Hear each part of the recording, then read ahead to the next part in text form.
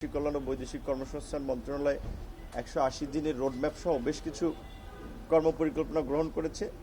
তার মধ্যে অভিবাসন ব্যয় কমানো, দেশে এবং দেশের বাইরে প্রবাসীদের সেবা নিশ্চিত করার জন্য জনবল যেখানে ঘাটতি সেখানে জনবল বাড়ানো এবং বিশেষ করে সহজে যেন তারা ওয়ান স্টপ সলিউশন পায় সেই বিষয়ে জেলা প্রশাসকদের কাছ থেকেও বিগত দিনে প্রস্তাব এসেছে এবং আমরাও সরকার পক্ষ থেকে স্বরাষ্ট্র মন্ত্রণালয় এবং আমাদের মন্ত্রণালয় যৌথভাবে সে বিষয়ে কাজ করছে এবং আমাদের একটা বিশেষ করে নিয়মিত যে দু একটি ঘটনা আমরা অভিযোগগুলো পেয়ে থাকি যে বিশেষ করে আমাদের অনেক প্রবাসীরা সঠিকভাবে জেনে বিদেশ না যাওয়ার ফলে তারা দালাল এবং প্রতারকদের মাধ্যমে আসলে নানানভাবে ক্ষতির সম্মুখীন হয়।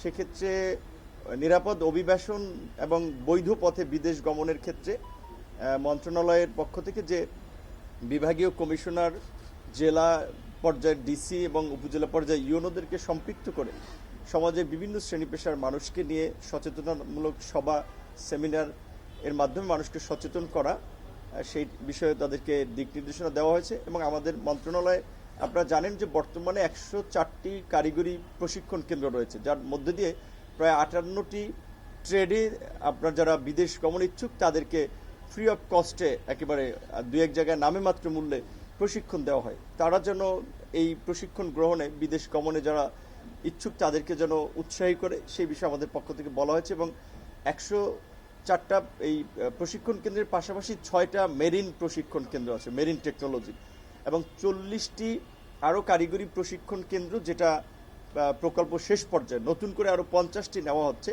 এবং আপনারা জানেন যে সরকারের আরও বেশ কয়েকটি মন্ত্রণালয়, প্রায় 23টি মন্ত্রণালয় বিভিন্ন ধরনের ট্রেনিংগুলো করাই থাকে।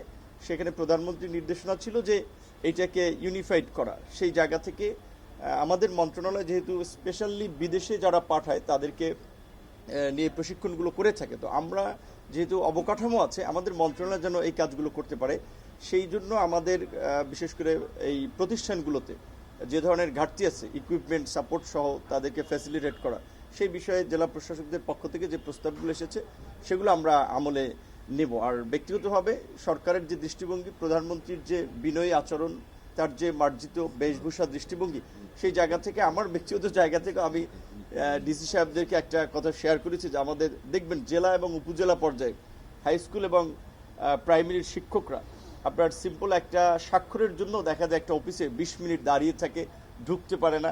তো শিক্ষকদের একটা সম্মান বিশেষ করে এই জায়গায় যেন আমাদের জেলা প্রশাসকরা, বিভাগীয় কমিশনারগণ নিশ্চিত করে এই বিষয়টিও আমি বিশেষ করে সরকারের জায়গা থেকেই প্রধানমন্ত্রীর এই বিনয়ী আচরণ দৃষ্টিভঙ্গি থেকেই আমার মনে হয় এটা প্রধানমন্ত্রীও চান, যে কারণে এটাও শেয়ার করেছি। ধন্যবাদ।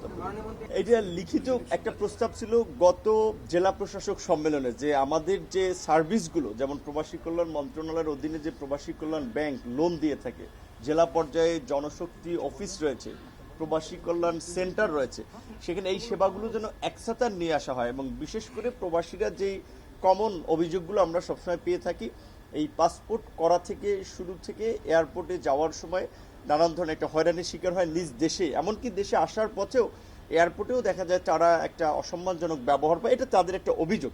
সেই লক্ষ্যে আমরা ওয়ান স্টপ সলিউশনের কথা ভেবেই স্বরাষ্ট্র মন্ত্রণালয়ের সাথে আলাপ আলোচনা সাপেক্ষে তারা একমত হয়েছে যে আমাদের বিশেষ করে প্রক্রিয়াগুলো জেলা জনশক্তি অফিস থেকে সম্পন্ন করে পাসপোর্টটা একটা বিশেষ আপনার ডেস্ক, আপনার যেখানে পাসপোর্ট অফিস আছে সেখানে থাকবে বিদেশ গমনে বিশেষ করে তাদেরকে সেবাটা দেওয়ার জন্য।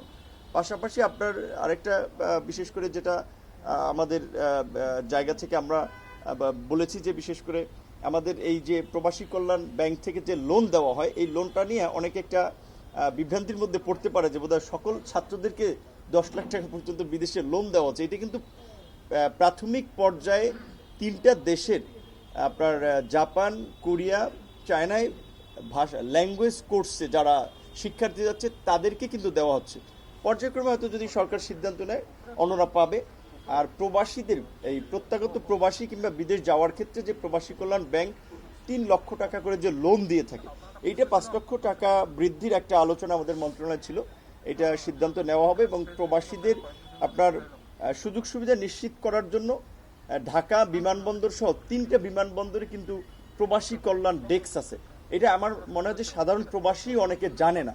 এই ডেস্কগুলো শুধুমাত্র আপনার এই প্রবাসীদের সেবা দেওয়ার জন্য ডেডিকেটেড করা হয়েছে। আপনারা যদি একটু প্রচার করেন তাহলে তারা জানতে পারবে। আর ইতিমধ্যে কিন্তু এই অভিবাসন আইন 2013 যেটা সংশোধন করে 2025-এ পাশ করেছে প্রস্তাব অনুযায়ী এই পার্লামেন্টে, সেখানে কিন্তু এই শাস্তির পরিমাণটা বাড়ানো হয়েছে এবং একটু কঠিন করা হয়েছে।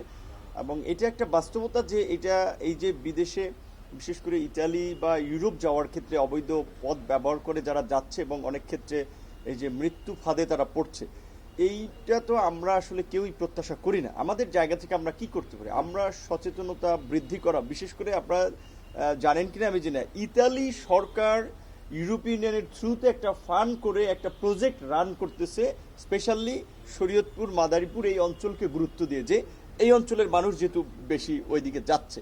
তো সেক্ষেত্রে আমরা চেষ্টা করতেছি যে আমাদের এখান থেকে যারা এই দালাল চক্রের সাথে জড়িত তাদেরকে ফাইন্ড আউট করে ব্যবস্থা নেওয়ার জন্য। কিন্তু একটা বিষয় হচ্ছে যে শুধু দেশ থেকে যাচ্ছে যে বিষয়টা এমন না, কিন্তু দেখা যায় অন্য দেশে আছে, ওখান থেকে তারা ভালো জীবনযাপনের উদ্দেশ্যে কিন্তু অন্য লিবিয়া বা অন্য রুট ব্যবহার করে এই মরণ পথে যাচ্ছে। তো এটা আমরা প্রত্যাশা করি না।